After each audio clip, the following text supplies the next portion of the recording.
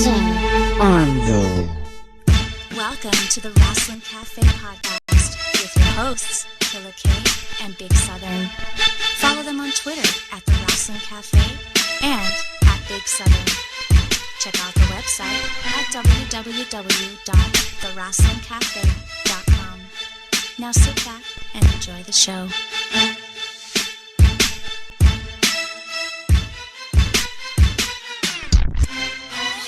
Rasslin Cafe. I'm your boy Killer K. This is your boy Big Southern.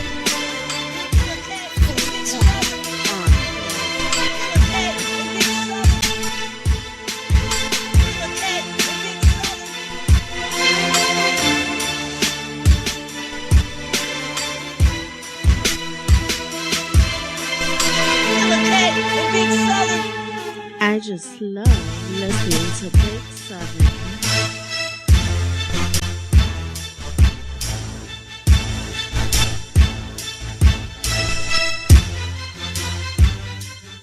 What's up, people? Man, I hope y'all love listening to Big Southern along with the homie Killer K right here on the Rasslin Cafe podcast. I am your host, Killer K, along with my co-host, Big Southern out in Georgia. What's up, bro? What's going on, man? Just chilling. Yup. So, you doing good, man? Yes, sir. Yeah, first of all, before we proceed, man, I gotta send out best wishes to all those people affected by Hurricane Harvey. What's that other one? Irma, right? And now Irma. Everybody out there, stay safe, and us here at the Rasslin Cafe, best wishes. And so, our social media at the Rasslin Cafe. Follow us on Twitter there or at Big Southern. Yeah. So, the last time we were here, bro, we kind of was all over the map, right? Yeah. But nowadays, see, we got No Mercy coming up in, 2 weeks or so? The 24th, right? Yeah, 24. So, yeah, that would be 2 weeks.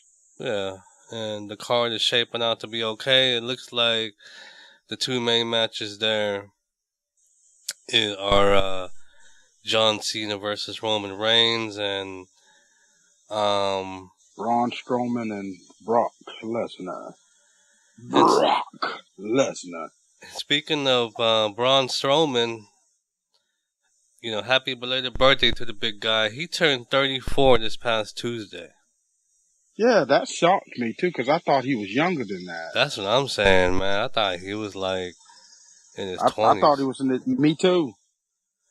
But maybe that'll be his belated birthday present from the E to defeat Brock. Yeah, we shall see. Yeah. We shall see. So, there's not much to, predict about, really, because the card hasn't really shaped out, but I wanted to talk to you. We'll touch on it still eventually today, but I want to get your thoughts on some of these things, man. One of the, a couple weeks ago, John Cena and Roman Reigns had their face-off on Raw, okay? Mm-hmm. And the day that we're recording this, it's September, 9? And, Yep. Whatever that Monday was, not this past one, not Labor Day, but the one before that. That's the first. I think it wasn't it August. Was it 27th or something like that? 8th, 27th, or 28th, something like that. Yeah, that. I believe. I don't remember. Well, Labor Day was what, the 3rd? Wait, the 4th. The 4th. So, yeah, August 28th. What were your thoughts, man? Of that face-off between John Cena and Roman Reigns, bro? What was my thoughts? Boy, I tell you, John Cena ate Roman Reigns up. That was my thoughts. And it tripped me out. And, from what I'm hearing, the whole script was scripted, but the only part that wasn't scripted was when Roman Reigns' tongue uh locked down on him, and I guess he just forgot his lines or whatever, and John Cena ate him up and basically told him, he was like, I'll be here I'll be here when you figure out what you need to say. I'm like, wow. And he told him, basically, I'm here because you can't do your job, and told him, what he said, if you want to be a top guy, it's called a promo. You're going to have to learn how to do it. I'm like, Lord have mercy. So he kind of went off script on that, but Do you think John Cena was just stalling, bailing, trying to stall for time? When he was saying the shit like, it's a promo. It's called a promo, or I'm here. I'll be here all day. You can find it. You can find it. Do you think he was just stalling until Roman found his line? You know what I mean? Yeah. But that look on Roman's face, dude, when he forgot his line, man. that was fucking hilarious. Yeah. Like a deer in the headlights, man. Yes, he did. Yep. And then what was so funny is they tried to get him to get his, I guess, so-called redemption the next Monday, and he got 8 up in. I was like, good grief, man, just give up. He got ate up, but the thing is, at least he didn't, forget his lines, dog. I mean, at least he made it to the end. So, his microphone, his promo skills are not his strong point, though. Nope. It's not, and it's funny. I mean, on the other end, Strowman, I guess he probably always knew how to drop a promo. They just didn't let him. You know what I mean? Yeah. Because I'm hearing that, I didn't catch his backstage interview or whatever, but, there's a lot of praise about his interviewing skills, Braun Strowman. Yeah. I was listening to, how on YouTube they have little clips of podcasts that different people do. I was listening to, Stone Cold's podcast, his little clip on it where they were talking about Braun Strowman, and he was basically talking about how Braun Strowman is gold. He was like, man, basically Braun Strowman got the package. He got what it takes to, rise to the top. And he said he's just looking forward to seeing what they are going to do with him. And they are going to really have to, do something special with this dude, especially now knowing that this dude is 34 years old. So he has a bright future, man. I mean, yeah, in my opinion, and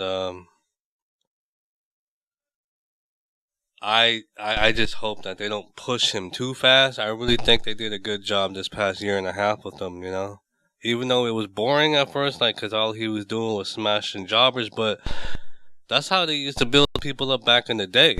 You know what I mean? Yeah, and that was something that they brought out too, that they were going to start using more jobbers and everything to protect, the talent. Yeah. And I think that's a good idea, because remember, man, back in the 80s, boy, really, that's what a lot of the, and the early 90s, that's what a lot of the, talent did. They went to different cities or whatever, and whatever talent was in that city, that's who they used to basically be the crash dummy. So that'd be smart. Kind of saves money too, right? You ain't gonna fly, people in and shit like that. Yeah. Just use your local jobbers. So back to the Cena and Roman thing, it sounds like, because over the years, the IWC has always poked fun at both Cena and Roman. Do you think that they were just playing off of that and just making fun of the IWC? From what I heard, yeah. That's basically what they were doing. But the thing about it is, man, I don't care what they say, man. Roman Reigns suck. That's just all to it. And, although John Cena, man, the only problem pretty much that I had with John Cena, it's not his, notoriety or whatever the case may be, or his, the dude got talent. He got the talent, but the only problem that I pretty much had with him and still do is that, they gave him those championships a little too fast.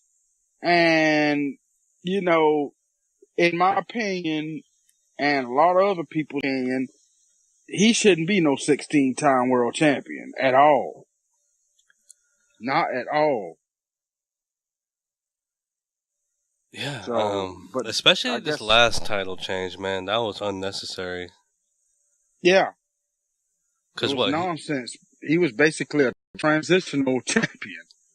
What was the point when did he win that? He won that back in the Rumble, right? Oh, man. I don't even remember when he won it, but I know he lost it pretty quick. Yeah, Rumble, or maybe, no, not Rumble, that pay-per-view in February. I think it was Rumble when he lost it. And then he lost it. Fuck, I don't remember. I remember the Elimination Chamber when Cena was in that match. That's right. He lost the title in that match. Yeah, he did. Yep. Because the Miz cost him that match. I think he won it at Rumble and lost it at Elimination Chamber. Yeah. That was a 2-week reign, so 2 or 3 week reign. So what do you think about that? I mean, what do you think about the presenting hot potato and titles? No, I was talking about back to Roman and John, incorporating work shoot promos. Do you think it's smart for them to bring, that kind of shit to the forefront, or just leave it alone? I do. I think it is. I think it is because it gives them something to talk about. But from the perception of these little kids, man, who look up to these guys, man, do you think, like, man, you're ruining? I thought Roman was really cool, blah, blah, blah, blah, you know what I mean? Or John Cena, da-da-da-da.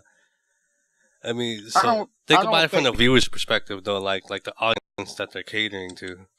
Do you think, as fans, do we need to know that John Cena carries a shovel around? You know what I mean? Or in Roman Reigns' words, the shuffle. But anyway, well, I don't think it, excuse me, I had to take a sip. But anyway, I don't think it hurts anything, though.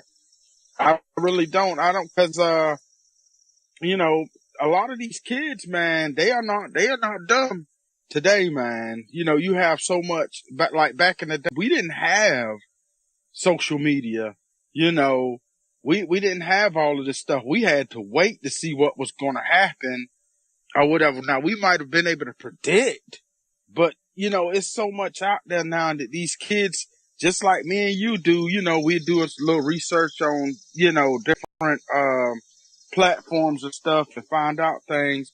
These kids, man, they are smart to this stuff. Then again, with these news items, man, there's so many different sources. One contradicts the other, another one contradicts the other. Like, this whole thing with, what the fuck's his name? Corbin. One source said, no, he had backstage heat, he had a fight with John Cena, and then another one came out saying, no, it's because he had a, their doctor, James Maroon or whatever. Yeah. I didn't hear the thing about him having a fight with John Cena. Yeah, that John Cena was verbally berating him backstage, and wow, and him standing up to Cena, and that costed him. I mean, that's the same shit about, I think, Randy Orton. Somebody stood up to Randy Orton years ago, and that cost the push. But So yeah, I mean, going to the sources, it all depends who you hear it from. I mean, not to say that we're backstage or Definitely. anything like that, but Yeah, um, it's definitely depending on who. See, I tend to believe more of what Dave Meltzer have to say than a lot of these other people. So that's who a lot of times Meltzer is my go-to guy if I really want to know something. And, just like shout out to the guy on the Pro Wrestling Unlimited. Now he's good. Pretty much a lot of his stuff is right on point. And, you know, it's just I'd rather check with them. Oh yeah, there's a new one that I found maybe a few months ago. Healed by Nature. This guy, he's pretty accurate, But other than that, shoot, man, please, I don't take anything that some of these other people have to say. I just listen to it. And I say, I don't know about all that. So so guys, we to you listeners, we're trying a different way to record our podcast, so excuse the quality here. If it turns out bad, we can blame Georgia. yeah, that's what we'll do. We'll blame Irma. Um, and speaking of Corbin, it looks like they're headed towards a Corbin AJ Styles. Now, who was the one that wasn't you the one that called that said something about you think that was going to be the next feud? Yeah, I called that a couple of podcasts ago, or maybe the last one, or Okay, during the okay, SummerSlam one. It makes the most sense, though. I mean, because you look at all the stars that are on there. I mean, to me, in my opinion, it would have made more sense to put him and Shinsuke together and have Shinsuke win the U.S. Championship and then go on to the heavyweight. Because something about, in my opinion, I just don't like people being hot shotted straight to the title. You know what I mean? yeah. I mean, unless it's a long ass build up. I mean, a year and a half, Strowman. I don't think he's going to get the title. Yeah, I think that's pretty sad though. As much as I do like Brock, man, I just don't. I don't know, man. I know from what I was hearing with Stone Cold, what he was talking about. He was like, he said, and the guy, I don't know who that was he had with him, but he basically was saying, during this match at No Mercy, he was like, he said that he didn't think that No Mercy was going to be the place that Braun got the title. And he basically was saying that he really, really hopes that however they do it, if Braun Strowman was to lose, excuse the noise in the background, people. But anyway, if Braun Strowman was to lose, he said, he hopes that they protect him and, at least do something where not, and see now Samoa Joe is out. So, we know that Samoa Joe is not going to be the one to come out there and do something to interrupt the match or whatever. So we just going to have to see, what goes on because they were saying basically, and I'm saying this too, if Brock, pins, Strowman clean, that's going to hurt Strowman. You know, I remember you and I talking about the Samoa Joe and Brock thing, like, back in the Great Balls of Fire, how we don't think Samoa Joe should be pinned. He should be protected somehow, but he got pinned. You know what I'm saying? No, he didn't. Not at Great Balls of Fire. Remember, Brock pinned Roman. Oh, no. That was, where was the 4-way thing? Where was the, okay, you're right. Yeah, that was Extreme Rules. You're right. Yep. So, yeah, I mean, Samoa Joe got pinned in 8 minutes. He sure did. In 8 minutes. Yep. So let's hope that they don't have Brock go over Strowman in 8 minutes. No, I don't know. And see, that was one of the things that Stone Cold was talking about too. That I thought about. I was like, yeah, one thing about Braun, man, as big as this dude is, man, he got some cardio, you know, and he could go long matches, you know, cause remember when they had that match, between him and Roman Reigns, as a matter of fact, that, ambulance match, that was a pretty lengthy match, and a couple others were lengthy. And, you know, normally, like when the Big Show used to come out there and have matches and stuff, his matches didn't last all that long. I think another way that you can find out too who's winded, who gets winded quickly or not. Well, one, you can tell when they're breathing really hard because Roman, you can see him, you know, Yeah, sucking wind after a while. But Roman, that Rumble where he got taken out and he came back like a fucking half hour later. mm-hmm. Well, homeboy had to go take a quick nap. You know what I'm saying? Because he got tired already. But I'll tell you one thing, as much as I don't care for Roman Reigns, I got to say he is in shape. And he, you know, so he should be used to stuff like that, especially by playing football and stuff like that. Cause you know, during their training and stuff, man, you know, they are training hard. So, I mean, the dude does have a good look and he is in shape and everything, but, you know, I think they pushed him a little too hard, a little too fast. Well, Vince does has his desires that need to be met. You know? Apparently. Like I've always said, he got hard-ons for guys like that, man. But, yeah. I want to get your thoughts. You know, we're the topic this week. Really, we're just bullshitting and pulling the curtain back a little bit. But last week, I was listening to Sasha Banks on the Sam Roberts podcast, and she made an interesting comment that made headlines.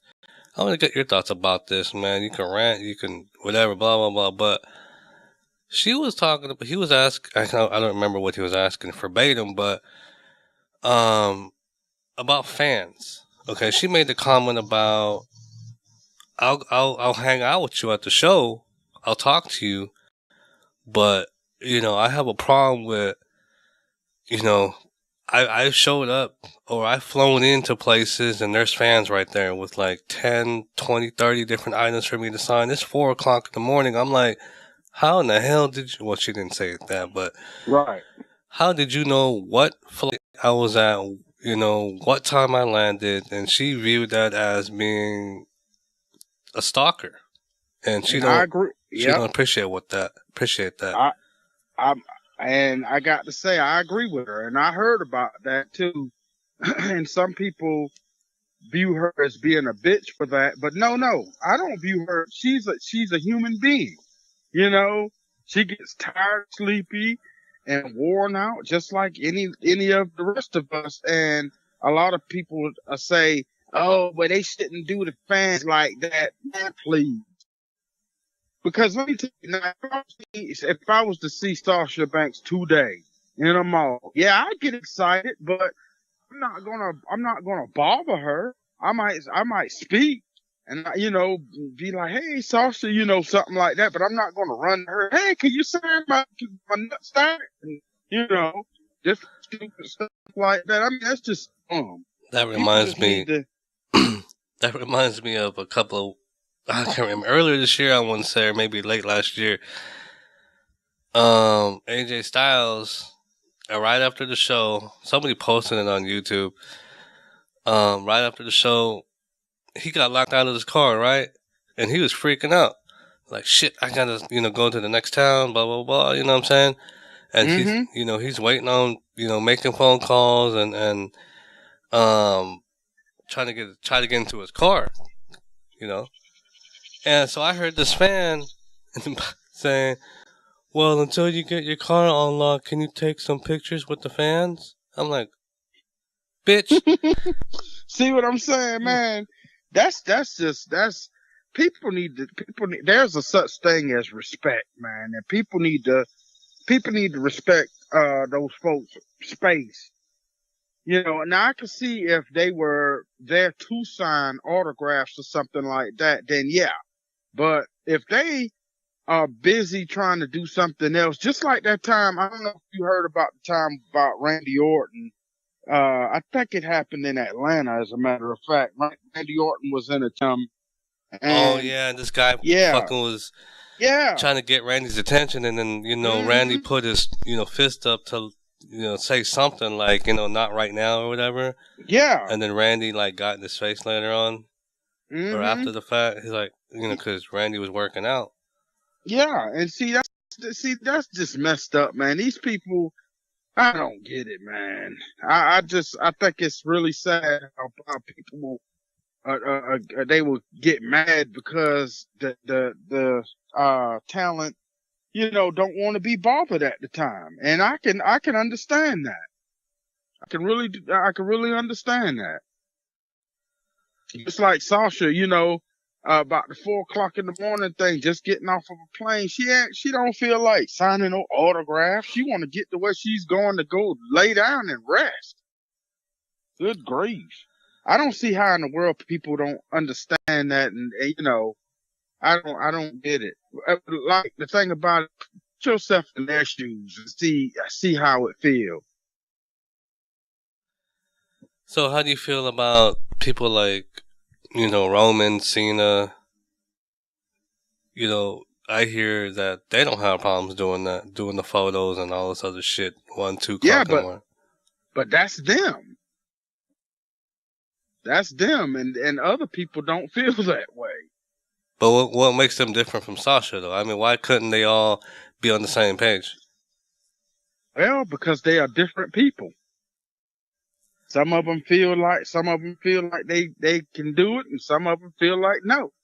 And I mean, fans respect that. And I mean, it's just, and I'm sure there's been times where John Cena and Roman Reigns has been like, nah, I don't feel like that right now. And they tried to cover up just so that they are not recognized.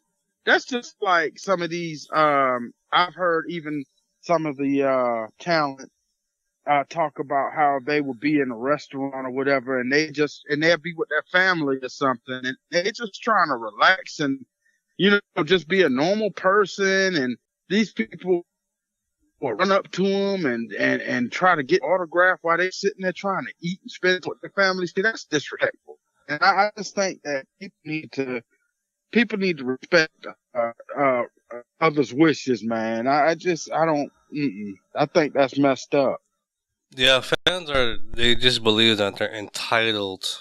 Yeah. You know what I'm saying? Yeah. Like, I don't give a fuck what you're eating, If it wasn't for me, you wouldn't have the money that you got because I've been buying your merchandise and shit like that, Well, nobody told you to buy the merchandise.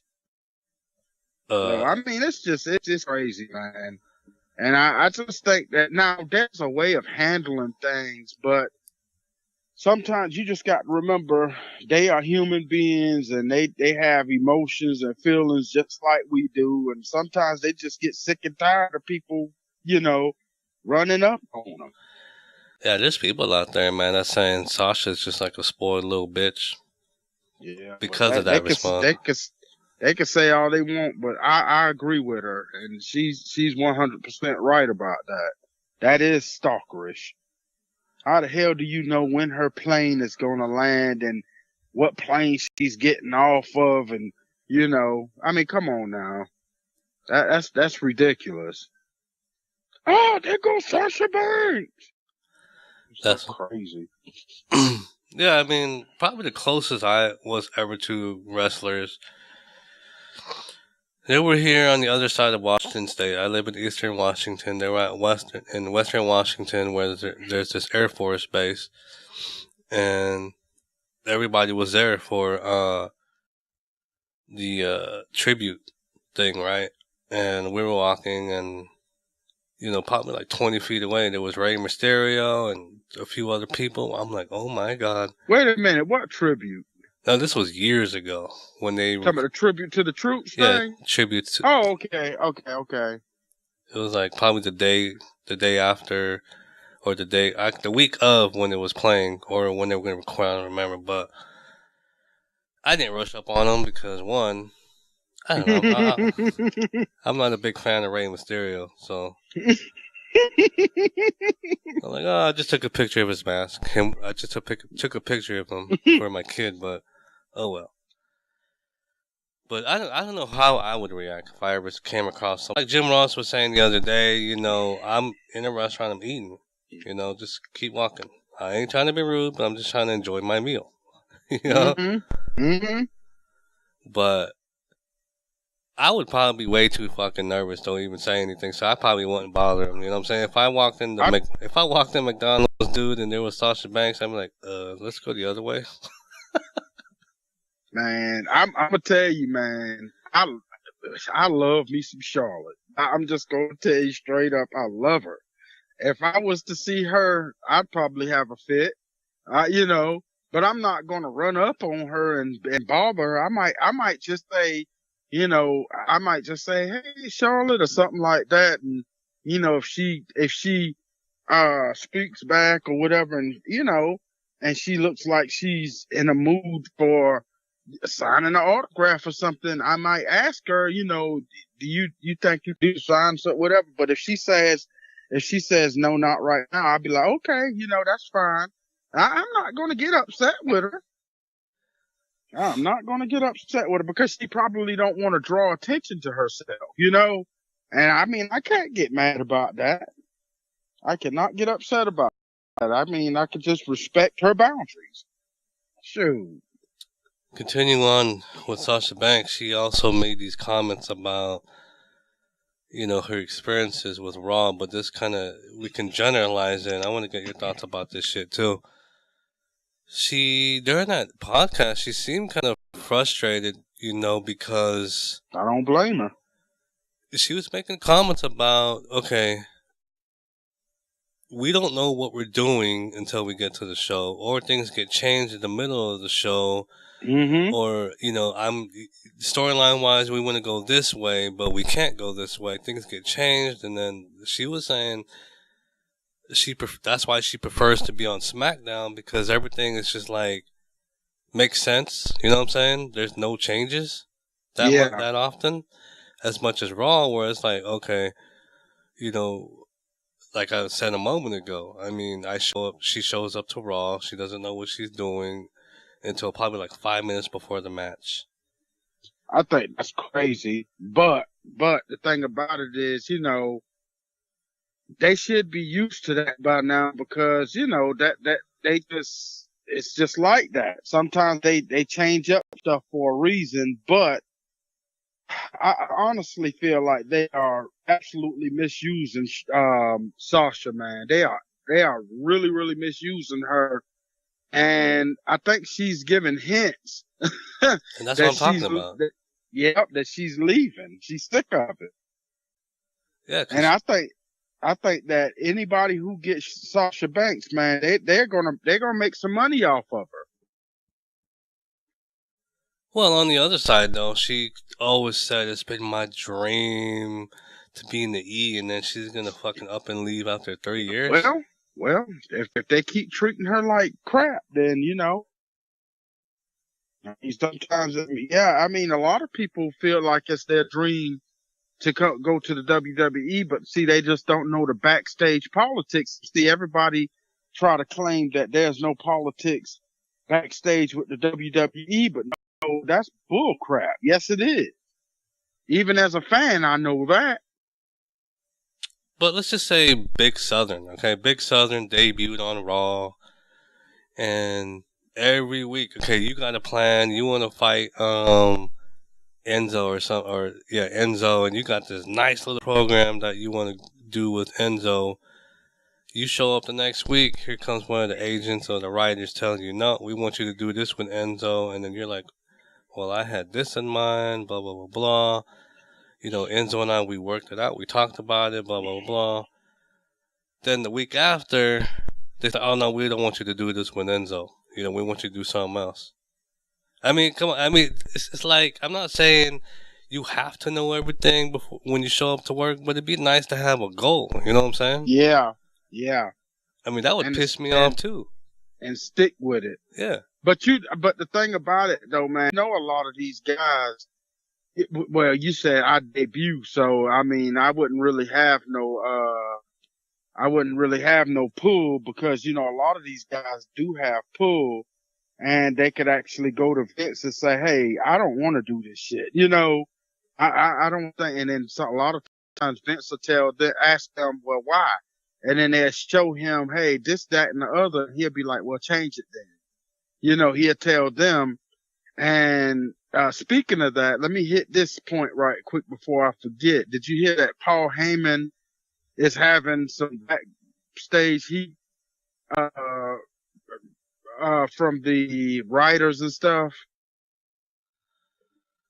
Refresh my memory. I think I might have heard something. Well, they said something about, you know, Paul Heyman has the power to do whatever he pretty much want to do when it comes to Brock Lesnar. The only thing that he cannot do is change the outcome of the match. But a lot of times the writers will come to him and give him some old bull crap to say, and he'll tell the writers, he'll be like, hell no, I'm not saying that. I'm not doing that. And he'll go to Vince and tell Vince, hey, and see, he's pretty tight with Vince. And, you know, he got pulled with Vince because Vince already know that Paul Heyman is a genius. So Vince, he'll go to Vince to tell Vince, hey, this, that, and the other. And he'll be like, man, I can't do this because of this, that, and the other. And Vince will agree with him and say, well, change it. And then he'll change it and show it to Vince. And Vince be like, yeah, do that. And then the writers, he'll go tell the writers, well, I changed a few things or whatever. And the writers will look at the thing and they'll be like, well, you changed everything. And he'll be like, yeah, I did. And he'd say, well, Vince approved it. And he'll go on about his business and do his thing. So I just think that when it comes to Paul Heyman and Brock, if it's going to be like that, the writers just don't need to even fool with that part. Just do the finish part and that's it. But you already know Vince get the last word on the finish too. Yeah, I was about to say that, you know, the final word is due Vince. But the thing is with Paul, and I really hate to use this cliche, but is he looking out for what's best for Brock or what's best for business? I think he's looking out what's best for business because it's a lot of that stuff is best for business. Let me tell you, man, I truly believe if they let Paul Heyman actually be the one that one of the top writers for that show, and you know, just to have the backing of Vince, I think that a lot of that stuff would be a lot better because Paul Heyman, he does have a really good wrestling mind. Well, the thing is with Paul Heyman, I mean, if he were to book the show, I mean, there's evidence already. He was a booker for SmackDown from 2002 to 2004. During that time, SmackDown was outrating, if that's even a word, Raw. They were getting better ratings than Raw. But, you know, him and Stephanie butt heads, apparently, because, hey, look, you know, SmackDown's getting better ratings and more viewers than Raw. So there you go. I mean, but does Paul want to do that shit? Does he want to take up that responsibility? And, you know, because from what I hear, that shit takes a toll on you. I mean, because being a writer, you're pretty much Vince's bitch and you work a long ass hours. I don't think Paul wants to do that shit, though. I mean, we're just, what do they call it? Armchair quarterbacking is what they call it. But I think it would actually be fun, though. I mean, would you want to be a creative writer on the team, bro? That would be fun, bro. Yeah, I would because I guarantee you, a lot of my ideas would go over better than what they are doing. That'd be fun, man. Going to Vince's house, having him call me 30 o'clock in the morning. Hey, I need you to change this. I'm like, shit, man. I'm asleep. I'll change it in the morning. Yeah. But they said something about Vince. Vince pretty much never sleep. He's always working. Yeah, I don't get enough sleep as much as I should, so I think I'd be great for the creative team. Me too. You guys bitch about not getting sleep. Fine, fuck it. Let me have the job. But I think it'd be kind of cool though to work, as a creative team member. Oh, I say that now, but But one of the crazy things though with that is I wonder if they are traveling a lot or if they are basically stationary. I wonder. Because, a lot of them, the headquarters is in, Connecticut. So I'm wondering if a lot of the writers are just in Connecticut and they just basically, pass down the script, to the guys like that. Or if they have one backstage just in case they have to change something or whatever. Man, because they have had to write a show in one day because of something that happened that caused them to not be able to do the original script that they had. So I'm wondering. Yeah. The Mae Young Classic, have you been watching that? Oh, yeah. I've been reading the recaps. I haven't, things have been pretty busy around here, but I'll binge watch it one of these days. The finals for it is this Tuesday. And I think it's pretty stupid how they are doing it because they are only going to have, from what I'm hearing, it's only going to be a 30-minute freaking show because they want to get at least 30 minutes of 205 in, and that's dumb. That is totally stupid. What? Finals is two? How many matches in the finals? 2 matches? 1. So who did it come down to? Man, I don't remember them females' names. All I know is it's one of the girls that's from MMA, from the UFC or whatever, and Ronda Rousey and her posse is in that girl's corner, and then they have one girl who is basically a wrestler, basically, and that's what it came down to. But I know, speaking of Ronda Rousey with her little sexy ass, they supposed to be her and her little posse supposed to be having a feud with Charlotte and her little posse, and they saying that it's probably going to happen at Survivor Series, but then at WrestleMania it's going to be Ronda Rousey, and it better be Charlotte.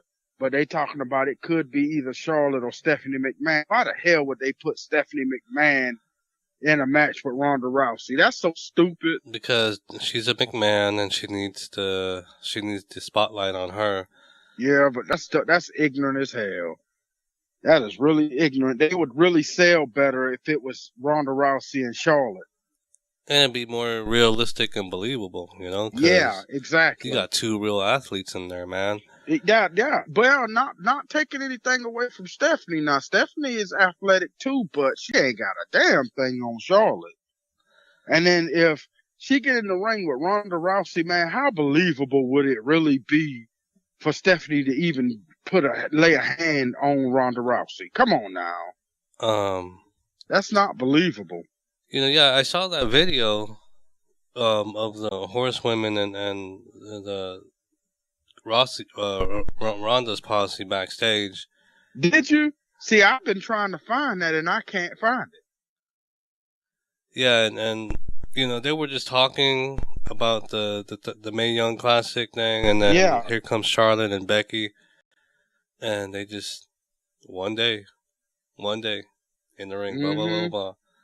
So they were teasing that feud, but I think that'd be cool though. And then as far as the quote 4 horsewomen, Charlotte. So does that mean Sasha's gonna be? They're gonna let Sasha go from Raw to SmackDown for Survivor Series just for one night, just to battle. But you got to remember, man. You got to remember, Survivor Series is both. It's going to be SmackDown and Raw. Yeah. So the 4 horsewomen consist of Bayley, Sasha, Becky, and Charlotte. So is Bayley going to be back on time?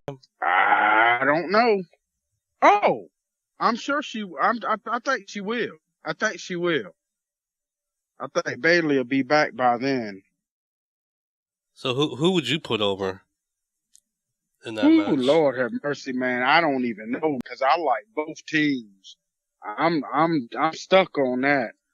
I like both teams, but oh boy, I love me some Charlotte though, man. I don't know, boy, and I love me some Ronda Rousey. So, oh my goodness, that's hard to say. I would Really say hard to whoever's say. going to be long term needs to be put over. Obviously, the horsewomen.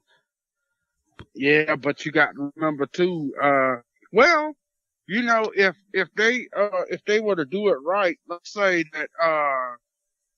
that either Charlotte pin Ronda or Ronda pin Charlotte, then you know they basically talking crap about it or whatever. And Leads to a Mania Char- match, right? exactly, Yeah. exactly. Yeah, all signs point to Mania, so it all depends what their card is gonna be like. You know what I'm saying? But Mm-hmm. if that a Mae Young Classic MMA fighter, man, we're bad. I don't even know their fucking names. If she's involved in the match, then dude, it goes back to the wrestling fan with the stalking thing. It's just like, oh man, look, WWE burying an up and comer, blah blah blah blah. They can't even let her get the pin over Charlotte, Sasha, blah blah blah blah, whatever. You know, but it does make sense about that match heading up because Sasha's even, I don't know if she's in character or what, but she's like, well, Ronda will never be on my level. You know what I'm saying? Oh, you know she's in character. Yeah, she's definitely in character because Ronda Rousey loved the women in WWE. So it's definitely a scripted thing that's going on. Yeah, but that's months away. We'll see what happens. I mean, going back to the news thing, I don't know how many times I've been wrong this year about the shit that I've been predicting, bro. You know, I gotta find some new sources. Well, I've been wrong myself. You know, so SmackDown thoughts here. Kevin Owens and Shane McMahon, as of this recording, like I said, it's September 9. Yeah, it's the 9th, right? And so on the 11th, 9/11 edition of SmackDown Live, Vince is returning. And for those that don't know what's going on here, Shane went off on Kevin. And damn, man, you talking about crossing the line, bro. He's like, Owen said something about, I wish you didn't survive that plane. You would be, you know, their family would be better off if you didn't. If you didn't survive that helicopter crash. Yeah, I was like, wow, they went there, man. That's the same thing basically that Rusev said too on Twitter. He basically said something about that. But that was at the time when people was thinking that Rusev was gonna be feuding with Shane. But then come to find out, that didn't happen. Yeah, so, I'm lost with I'm not gonna digress here, but this whole Rusev thing, I'm like, what the fuck, dude? I don't know, man. They, I don't know what in the world they are doing with Rusev, man. They are wasting him. That's just, me and a few people were talking about that, how they are really, really just, I don't know. I don't get what they are doing. I don't understand that. Well, you know, the people behind the scenes will say, well, stop being Mark and, you know, be patient. We got big plans for Rusev, but they've said that before. Yeah. They if they had, man, they should have did something. They got guys right now that they could be using it for a lot of different things, but they keep going back to the same people. And I mean, you know, they have a buttload of they have a buttload of talent. Yep. So what do you think Vince is gonna do? Or say, what do you think is gonna happen there? Well, he may get disrespected By Owens? by and you already know how he is, and he'll probably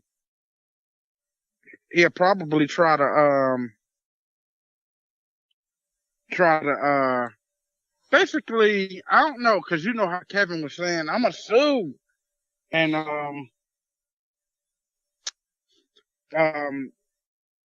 and I think that Vince is probably, he may come out and try to smooth things over a little bit. And you already know Kevin Owens was talking all that crap. So a lot of people think that Kevin probably might attack Vince. And by him attacking Vince, they think they might think that Shane is going to come and and a lot of people feel like he's probably going to say, well, I'm not working for the company now. I mean, I'm suspended, so I can put my hand on you all I want, So I think all in all, it's gonna come down to like I'm right there with you. I was thinking about that last night. Like, there's gonna be a confrontation between Vince and Owens, and then if not that night, the following week, Shane will pop up and just smash on Owens, and then security's gonna come out, get him arrested, blah blah for trespass, whatever, and then somewhere, because they got time to build the shit up, so. It's gonna end up being a non-sanctioned match. And I'm thinking it's gonna be in a Hell in a Cell too, because you already know they got to get Shane to do his little crazy spots. Oh yeah, I mean, like I said, that's what they got time to build it up to the next pay-per-view. So, I'm just talking about in general a Hell in a Cell match. Vince is gonna say, "Damn it, you put your hands on me." Right. Yeah. Here now. What else is going on over there on SmackDown? That Shinsuke Randy Orton match. Man, I was gonna say something about that match. It was predictable that Shinsuke was gonna win, but bruh, from what I'm hearing, man, that Shinsuke ain't gonna win that belt at Hell in a Cell either. Why? Because from what I'm hearing, they talking about when John Cena come back, he's supposed to come back and feud with Jinder Mahal for the belt. So John Cena is a free agent, and he's going to do that movie Bumblebee, the spinoff of Transformers, and then when he comes back. And they talking about he's probably gonna hit SmackDown and feud with Jinder, and I'm like, man, come on with this bull crap. It's time for Jinder to drop that belt, man. Let me tell you, they are wasting Shinsuke. They are wasting him.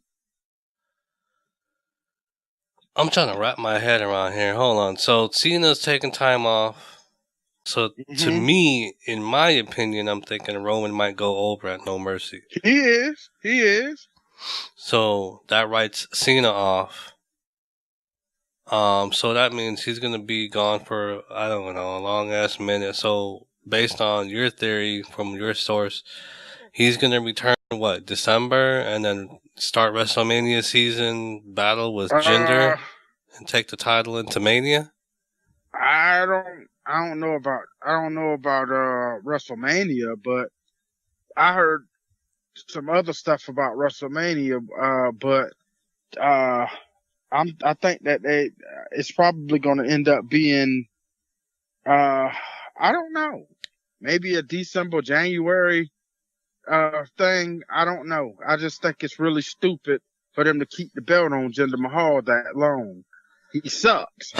I tried to give him a chance, but he sucks.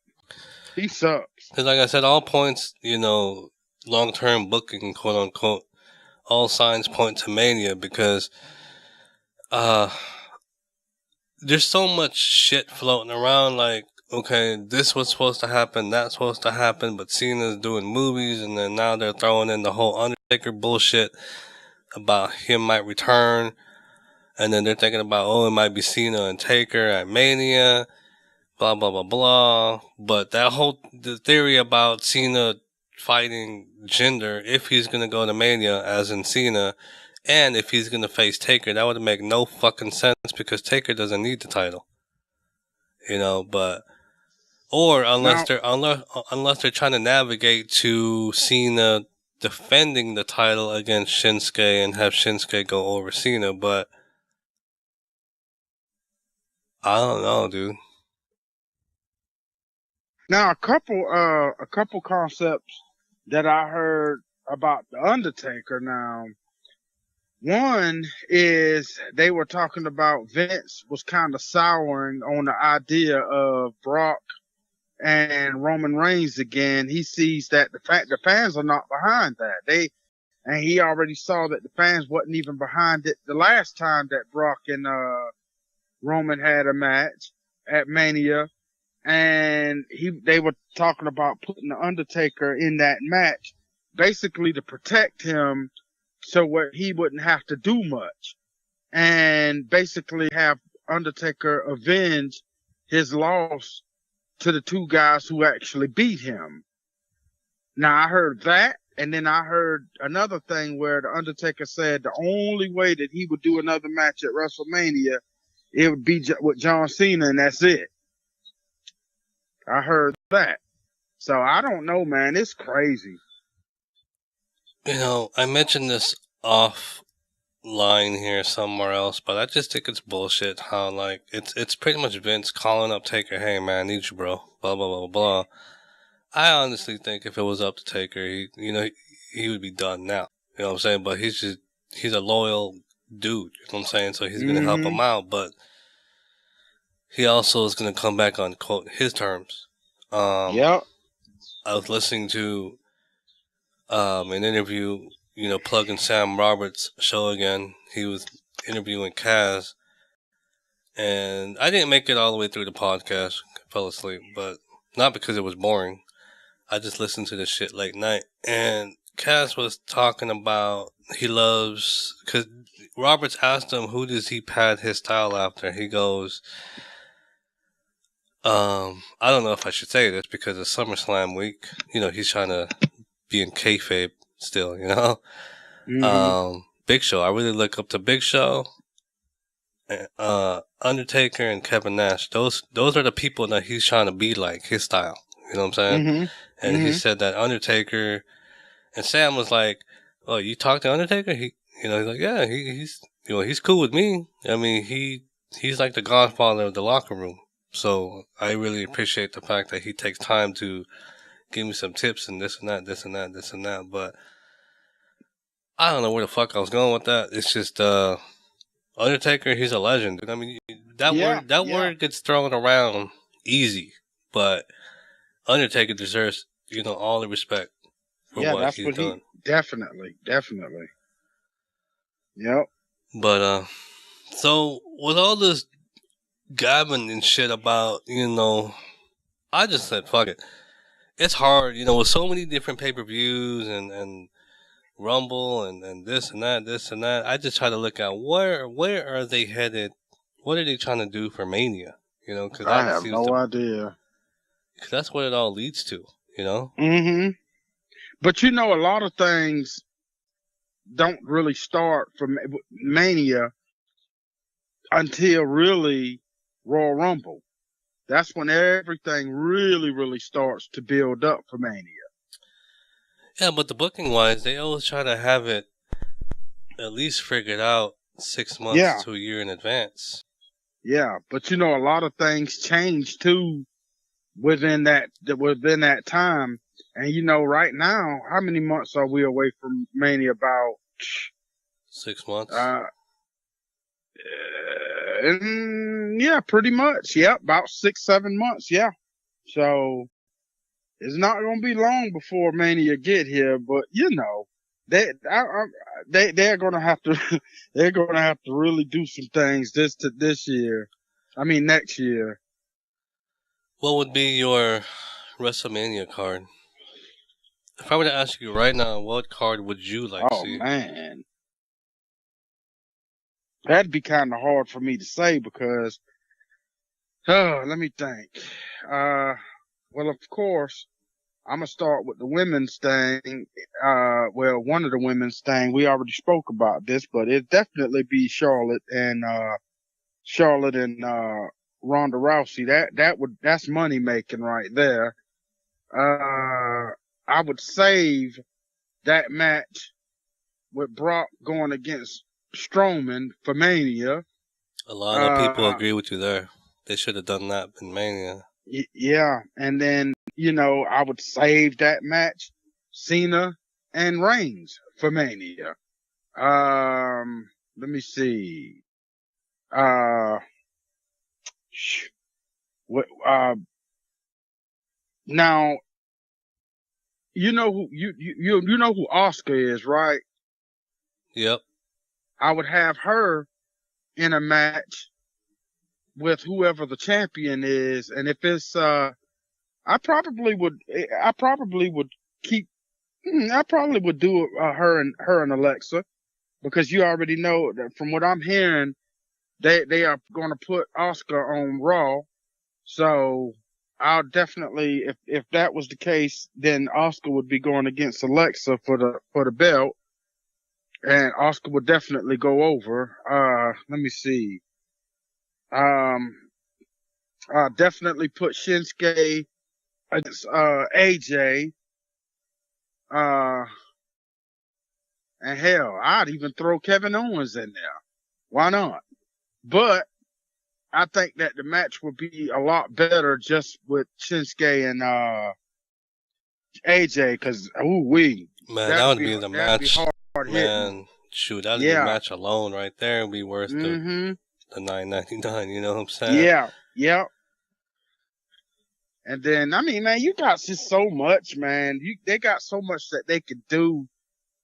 And, even, I don't know, man, they're gonna have to, pick up, man, and they're gonna have to stop shitting on a lot of these guys. So, yeah, February, if not sooner, after Rumble, we should know, but yeah, I would love to see AJ against Shinsuke. But for no titles, man. Just straight up wrestling match, man. Yeah. It don't even have to be a title involved at all. It does not even have to. And then, I think that, oh man, I lost my thought. Anyway, it'll come back. That was Sasha Banks' dream match, too, that somebody asked her, what would be your dream match? And she said, just a pure, straight wrestling match between her and Bayley. Oh man. Yeah, they have great chemistry, man. Oh yeah. Let's see. So I would do that too. Brock and Strowman, Cena, and Samoa Joe. I wouldn't do Cena and Taker. Oh man, I think I'd put Samoa Joe against Kevin Owens or something. That's another thing. They never followed up on that, man, because they had that beef between each other when Samoa Joe debuted, and I think they dropped the ball on that. Yeah, when they were in NXT, they never did finish that. Like Samoa Joe just showed up on Raw like nothing, and then here he is. Wasn't he like teaming up with Owens last year? You know what, man? Yep. And then let me tell you, that would have been so awesome if they would have put them two together as a tag team. Oh, Lord have mercy. That would have been crazy. That would have been really crazy. And then, then they end up turning on each other or something, and they could, man, there's just so much they could do, man. I'm trying to tell you, boy, I wish I was a writer. I tell you. The thing I just got a problem with, though, I mean, we're sitting here talking about two former, Samoa Joe was a former champion elsewhere, but we're talking about a former champion scaling down to a tag team champion, which normally you would go the other way, tag team champion. Just the way the E books and build these stars. You know what I'm saying? That's where I have a problem. It's like, why the fuck, like Miz, okay? So he won the championship. Now he's the U.S. champ. Now he's the IC champ. He should be doing that shit first and then build them up. Yeah, I agree with that. That's how they used to do it. I remember me and a friend of mine was talking about this a while back, how back in the day, the IC title meant that you were the number one contender for the heavyweight, for the world title. Yep. And now it's like, whatever. Yeah, like Bret Hart, when he was IC champ, he dropped it. I can't remember who he dropped it to before he went to the world title picture. The Warrior, he dropped it, before he Yep. moved on to Hogan. Yeah. The IC title was always a stepping stone. Remember when Warrior went against Hogan? He actually had both of the titles because he was the Intercontinental champion when he fought Hogan. So he got both. He had both of them. Yeah, and then after he won the title, I can't remember if they had a tournament or something, but yeah, but he had to forfeit the Intercontinental title. Mm-hmm. That's how it used to be, man. And I don't know what the hell these people doing, man. I really don't. And let me tell you, man, I think that the way that they did Baron Corbin, man, I think that was really stupid for them to do that. I think what they should have did, instead of having him to cash in his Money in the Bank, they should have had somebody to challenge him for that Money in the Bank, and he lost it to them, just like they did with who was that? Was it Mr. Kennedy? I think it was Mr. Kennedy back in the day when he actually lost. He had, I think he had was it a feud with Edge, where Edge beat him for the Money in the Bank thing? I believe it was. And Edge went on and basically was successful cashing in, and I think that's what they should have did instead of him going out there, doing his little junk with gender. They should have just had somebody to challenge him for that briefcase. The reason, I don't know if you remember, but the reason why they took that off of him, Kennedy, is because he had a shoulder injury or some shit like that. So they had to write him off TV. Yeah. I remember that when Edge came out, just wally-whopped him. Mm-hmm. You know what I mean? And then Edge became the new Money in the Bank title holder thingy, whatever. But let's see here. I want to get your thoughts on where this is going. So, what the fuck is her name? The Money in the Bank chick.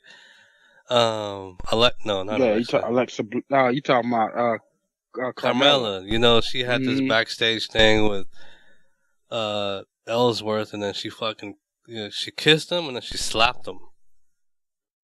What's that all about? Well, I think that she's gonna. I think that I think it's basically a ruse.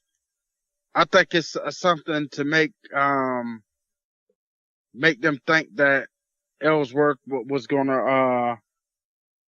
She's probably gonna.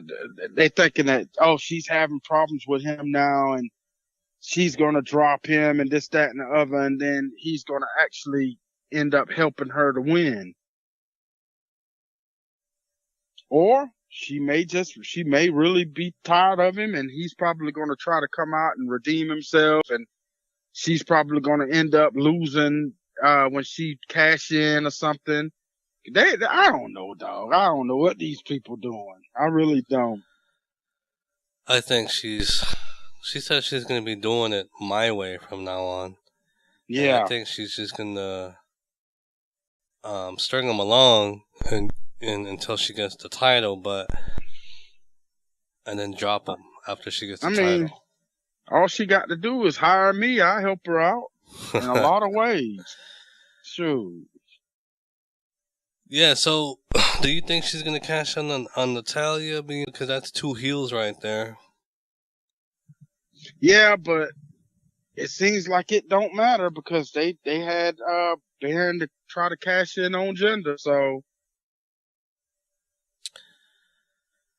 I don't know, something about that match. Well, Natalya versus Carmella. We got Natalya coming up against Naomi on Tuesday. This next coming up, the one where Vince is returning. Mm-hmm. I don't see Naomi retaining. No. If she does, that'd be sad for Natalya to only get like a few weeks. Yeah. The title. But she could also say she won the Divas Championship and the SmackDown Championship. And the Women's Championship, right? Because she's held Natalya. She's held all three now, right? Now since she's never had the Raw Championship. She's held the Divas Championship, I believe, and now the SmackDown, but she's never since they you know did the separate shows and stuff. She's only won the I don't know, I don't remember if she won the original women's title before, but right now the only one who's actually won both belts is Alexa. The only one that Alexa never won is the Divas because, at that time, they had already took the Divas Championship away and just came out with the women's title. Yeah. So let's move into this potential card here for Raw, but it's been a nice conversation pulling the curtain back a little bit. So No Mercy. Yeah, what did I say? Raw. For No Mercy. But it's been cool to sit here and get your thoughts and pick your head about what you thought about this whole shit with the Sasha Banks stuff and blah blah blah blah. But as far as No Mercy is concerned, man, on paper it looks fine for Cena and Reigns, but yeah, I'm more excited for Brock and Braun. Braun. That's gonna be. I think massive. That's the seller right there. I just hope I won't get disappointed like I was with Samoa Joe. Yeah. And him and Brock, because Samoa Joe dominated for a while and then bam, he just came out of nowhere and just finished him off. Mm-hmm. One F5 and it was over. I just hope history doesn't repeat itself. So with that match, who are you calling? As much as I like Braun, I got to say that it's probably going to be a really good match. It's probably going to be a pretty much one-way match, but I truly believe that Brock is going to probably retain, more than likely. And where do you think they both go from here? From there? I don't know. I have no idea. I don't know if they're going to, because, after Samoa Joe lost, he didn't really get another shot at Brock one-on-one.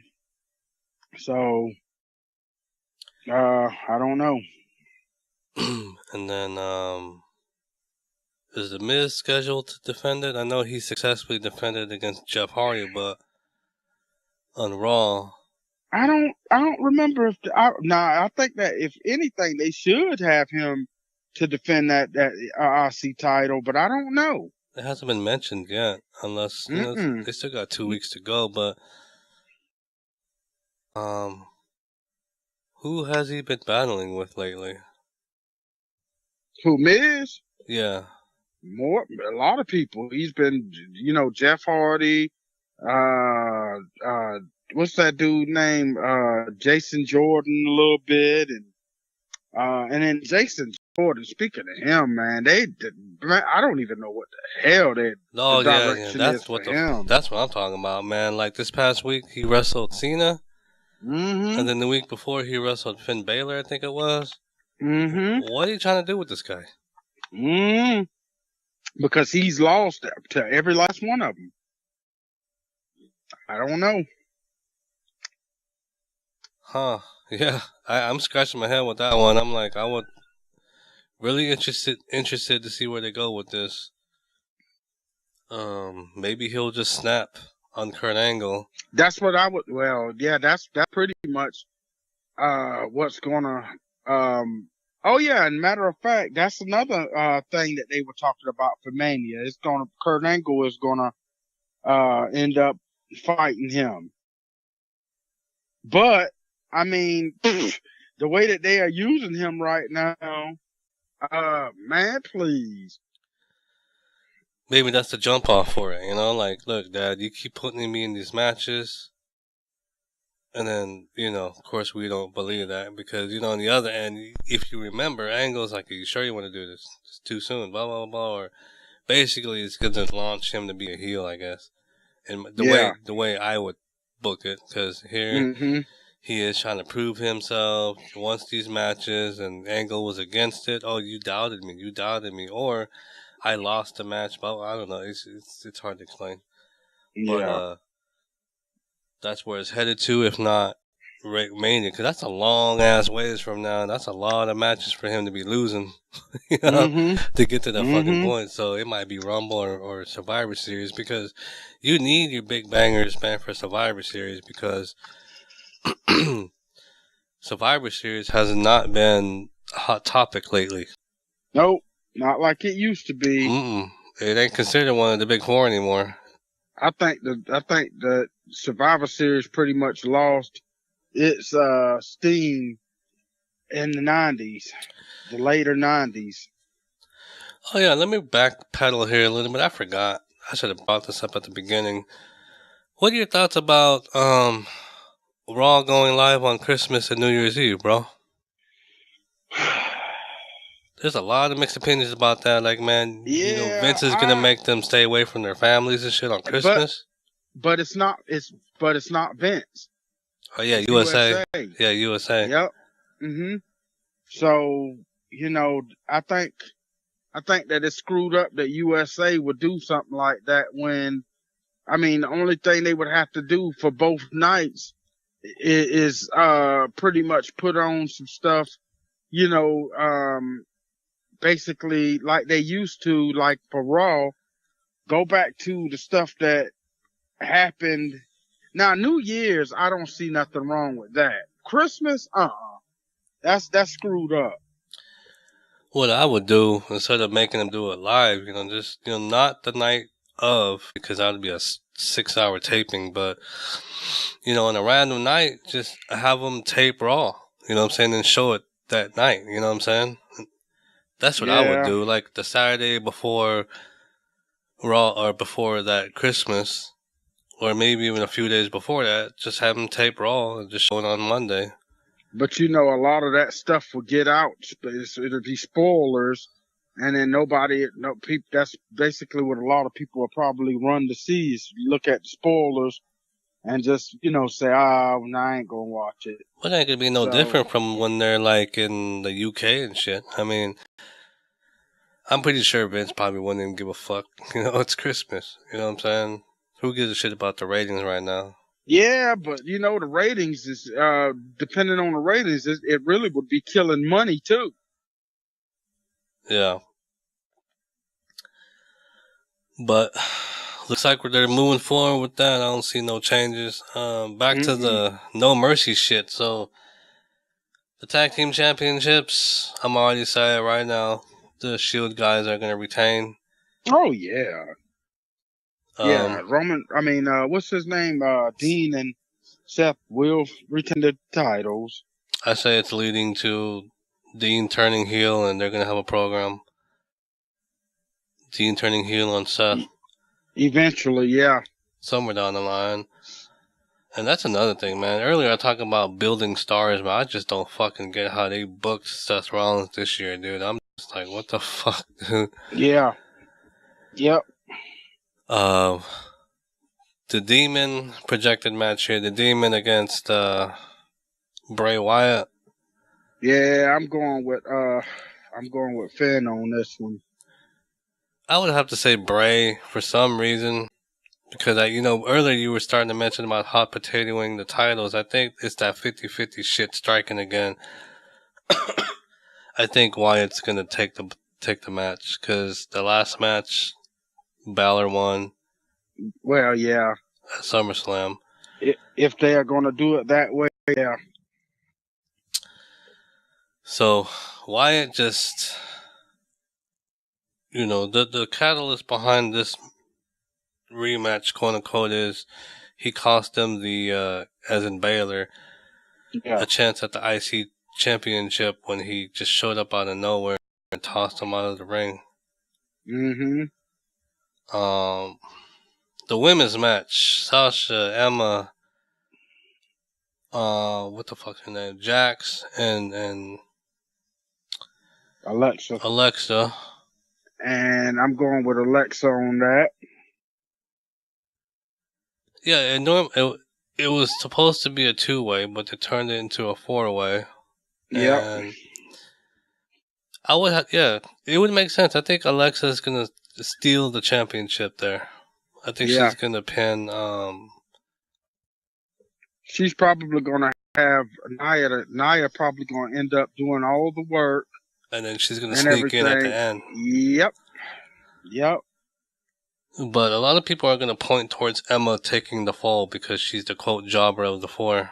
But that's so stupid how they are misusing Emma. I'm sorry. Emma is way better than what they are using her for, man. She's way better than that. Yeah. Emma, she's a great talent from what I've heard. Yeah. And she got skills, basically, so why? Why are they doing this to her? I've always had the theory, like, okay, so she probably can out-wrestle most of the women on the roster. Yeah. So they don't want her to put them to shame, so let's kind of hold her down a little bit. Unless they got bigger plans, I don't see any hints of bigger plans. Me either. I don't like that fucking gimmick, though, where she's always on the phone and shit, Twitter and Facebook and stuff. Yeah. That's too girlyish in my book. Like, and then Mickie James, on the other hand, dude. Mickie James, too, dude. Being wasted. Oh, yeah. I was excited at first, man, when she came to Raw, but I'm like, oh, man, that's going to be tight, man. They're going to have Mickie against Sasha. Nope. And I'd love to see Mickie go against Charlotte, Sasha, even Becky. I'd love. Well, we seen that already, but it was good matches. But I don't know, man. They just, I just don't understand, man. I don't get it. And again, I got to go back to the experts saying us fans are impatient. I'm like, impatient? Mickie James has been on Raw for like, what, 5-6 months now? Ever since the little shake-up. Yeah, like May, right? Or May whatever or June. they call it. So, I don't know, man. How long do we gotta wait? You know what I mean? It's been several months already. Mickie James, she's just damn near almost jobber side us on Raw. You know what, man? Something that we need to consider that we didn't consider. You know who haven't showed up yet in Raw or SmackDown? The Authors of Pain. So I'm wondering if when they are going to end up showing up, because they haven't been on NXT, and they are some of the ones that's supposed to be called up. Them and some other people. I'm calling it now. After No Mercy, they're going to show up. The Raw after No Mercy. Probably so. Because you look at the track records, man. It's like they always have big returns or debuts after a pay-per-view. It's kind of like the end of a story. Here's a new beginning. Yeah, but sometimes they have them pop up on the pay-per-view too, and they'll do something or whatever to. I don't know. So I don't know. I just don't know. Let me see here. I keep having other shit come back to my head here. Let me get your thoughts on this. Before. Oh fuck it. Let's just finish out that Raw shit. All right.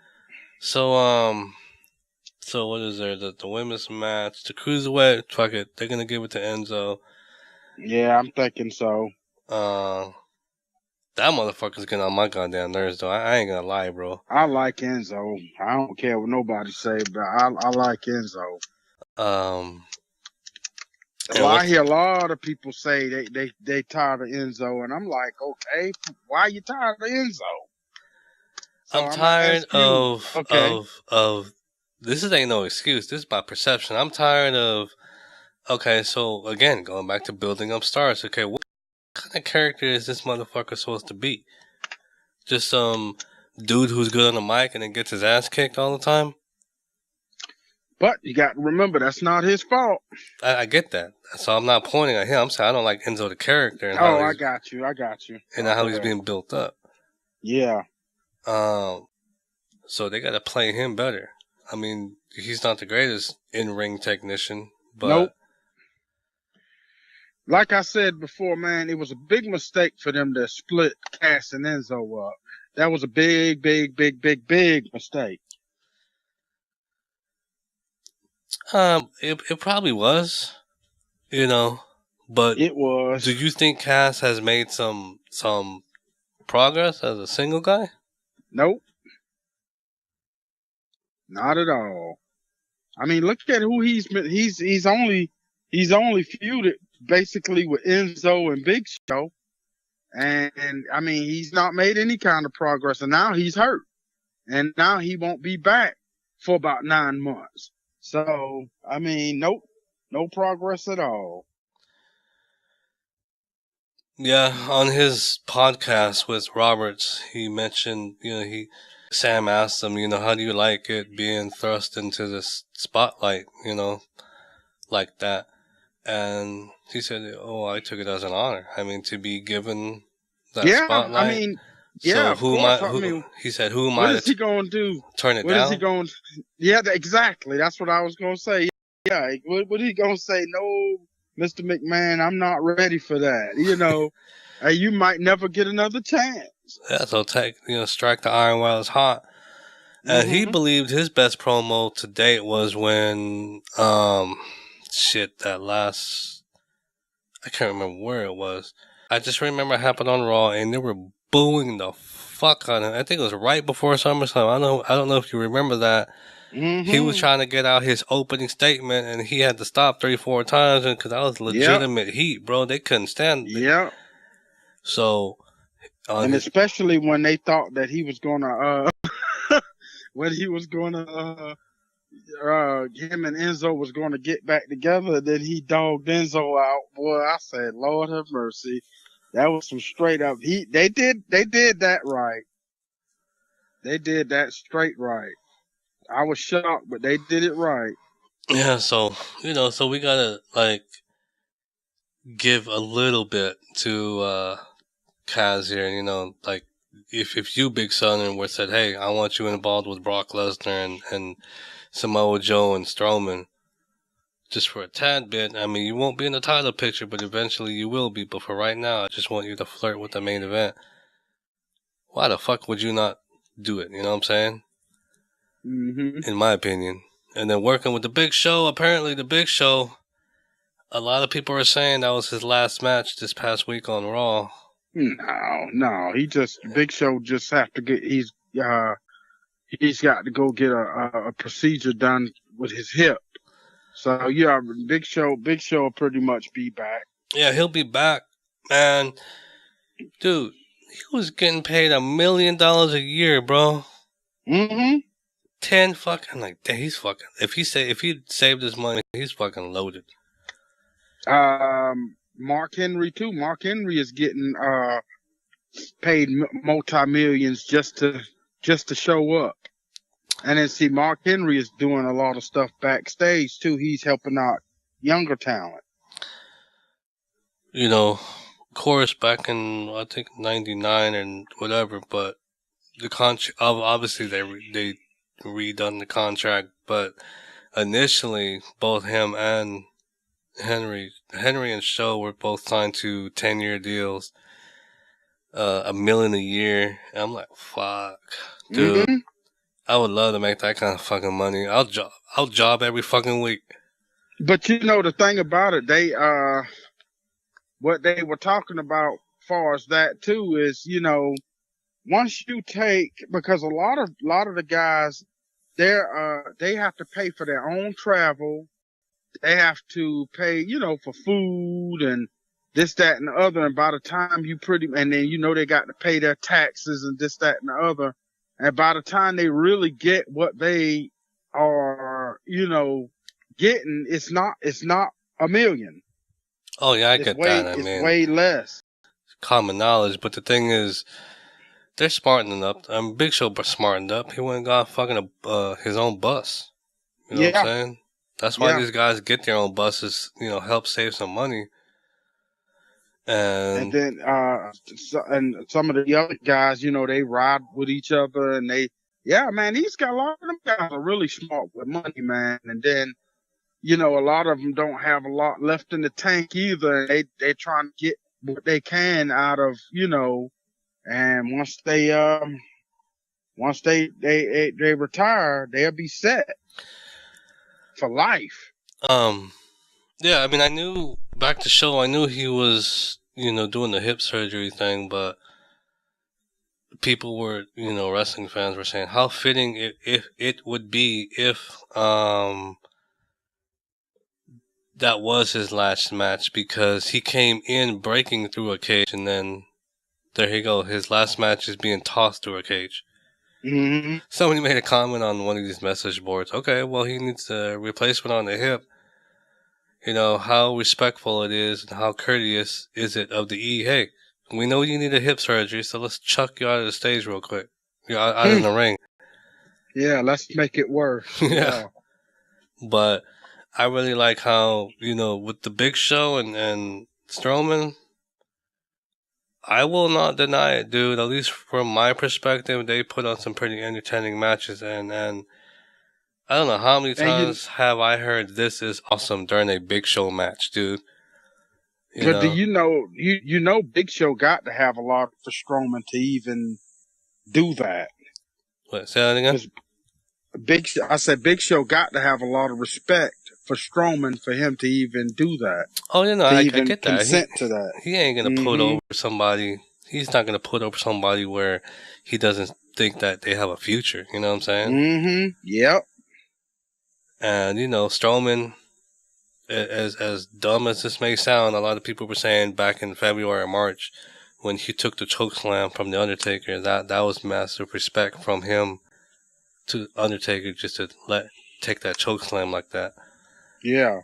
That would have been a cool feud though, to see those two fight, two big badasses like that. I mean, not like the Great Khali type shit, but two legit big badasses, man. And speaking of Khali, how come he's not around? It was just a one-night thing with him that one day? SummerSlam? Yeah. A lot of people thought it was going to be a lengthy thing, but because they were even talking about having Khali feud with Randy Orton. I was hoping that wasn't going to happen. Thank God it didn't. I'm glad it didn't. Yeah. I'm like, oh hell no. It wouldn't have made no sense to me. I thought he would just give me like a bodyguard, like just like a Diesel to Shawn Michaels type thing. You know what I'm saying? Yeah. But all that traveling he has to do, and how he can barely walk, apparently, nah. So glad it was just a one-nighter. But let's finish off this Raw thing, and then we can roll up out of here, man. So we talked about the tag champs, Cena and Reigns, and we talked about Brock and Strowman. Cruiserweight. Yep. The Miz, he's going to be involved somewhere. I'm not sure where. I wonder if they're going to have any of the other women to do anything. If they haven't been focused on lately, then probably not, Yeah, Lord, that's dumb. So, but yeah, I'm still going to watch it, though. Oh, yeah. Mainly for the Brock thing, and... Yeah, they're going to have something is going to be in the pre-show. So I don't know what it might be. Yup, and other than that, folks, that's pretty much all we got for you, and we hope you enjoyed this podcast. Don't be hating on Sasha Banks about that stalker shit, you know what I'm saying? For real. She's absolutely right.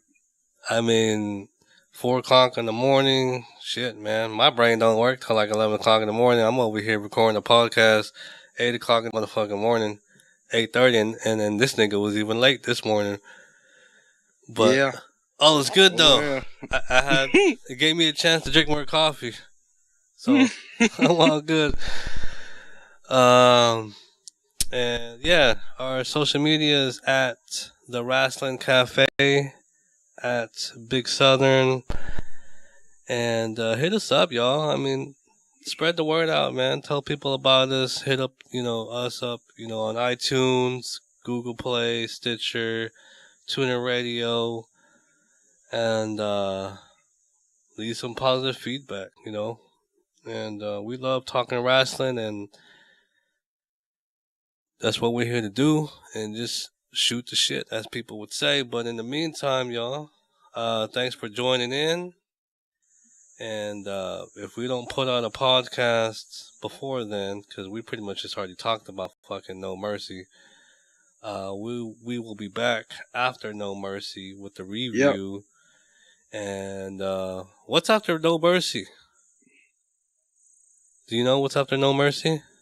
Well, the only thing, for SmackDown, it's going to be Hell in a Cell.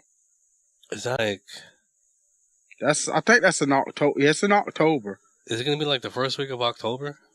I don't know. I have no idea. I think it is October 8th. That's like the day before my daughter's birthday. Yeah, I might have to go and do some research on that.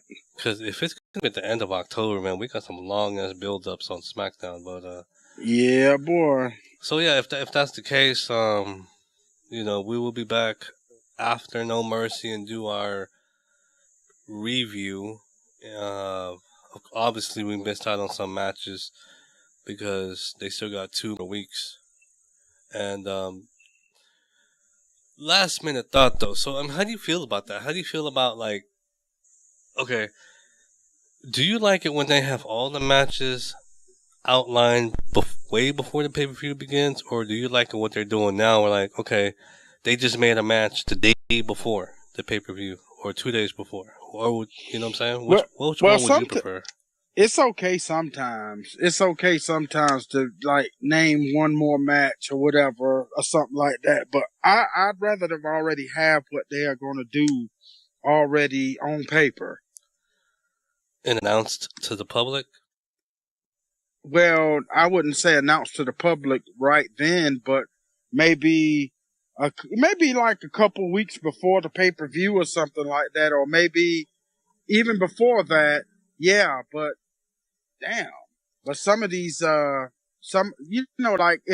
they have one, let's say, let's just use Kevin Owens, for example. Let's say Kevin Owens came out and attacked Sami Zayn, which I don't want to see that again. But anyway, let's just say that happened and they say, well, you all not going to fight here. We're going to save this for Hell in a Cell or whatever. Now, I can understand that. But the main card, I would already have put on paper and announced. I just think okay, if I didn't have the network, if I was paying $49.99 or whatever the fuck it is for a pay-per-view, some of these pay-per-views I wouldn't buy at all. That's what I'm saying. I'd call the cable company and I'd say, man, my cable was acting stupid. I didn't get to see this pay-per-view. I want my money back. That's exactly what I would do. And I know people who used to do that too. Because where I was going with that was if I was still paying $40+ a month for a pay-per-view and you're not telling me everything that's going to be out there, I would be pissed. I'm like, what the fuck? I didn't pay $44.95 to have a fucking 10-minute, 15-minute promo with Roman Reigns forgetting his lines and shit. Exactly. And then see, that's what I was going to say too.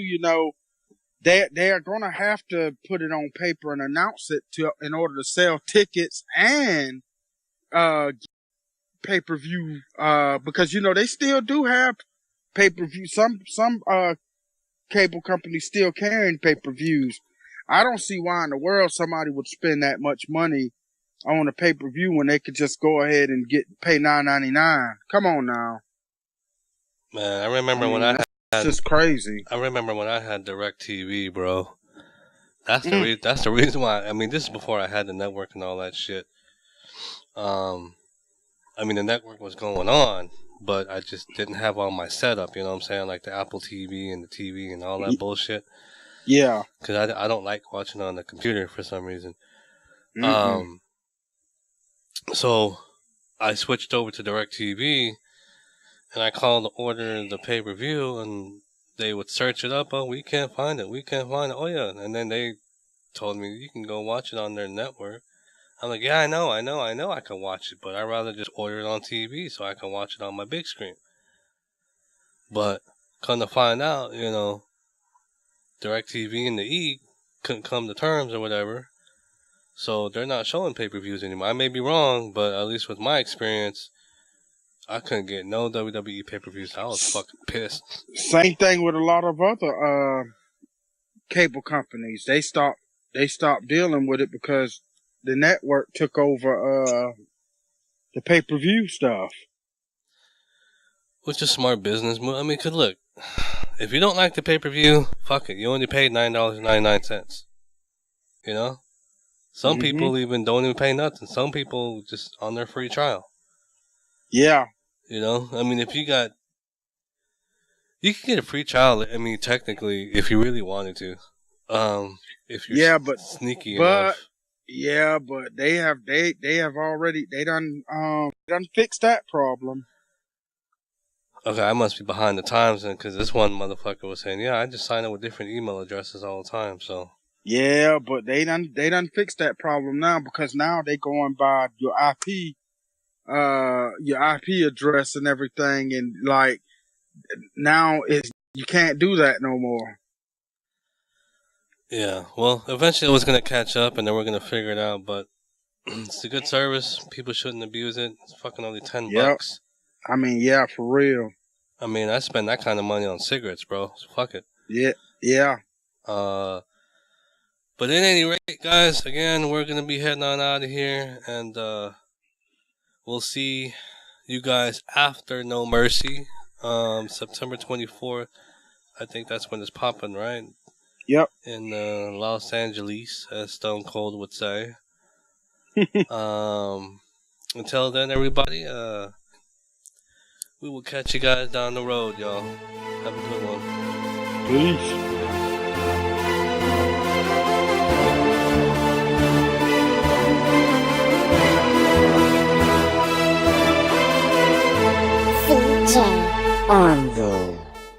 Thanks for listening to the Rasslin Cafe podcast. Follow us on Twitter at the Rasslin Cafe and at Big Southern. Check out our website at www.therasslincafe.com. Join us next time on another episode of the Rasslin Cafe podcast.